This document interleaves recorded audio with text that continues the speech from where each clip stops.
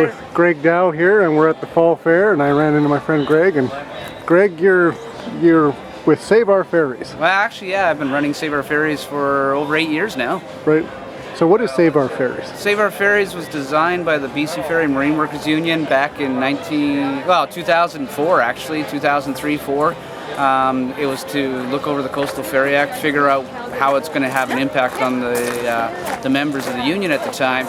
And as we tore apart the legislation and started timelining it out, it not only had an impact on the employees, but it had an impact on the people who use the ferry system.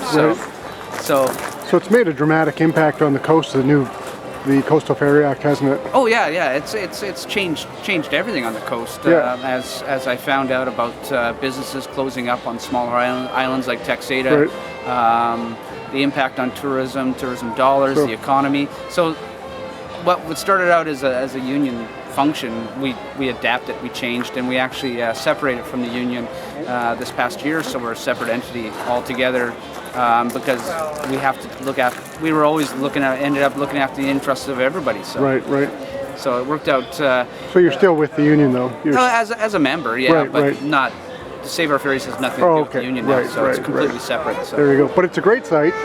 What is it called? www.saveourferries.com, and we have our Facebook page up and running, and we can explain anything and everything you want about the Coastal Ferry Act and how it worked. I mean, there's tons of information on your site. Yep, 8 years worth of material we have, and I'll be posting some new updates because we were doing some.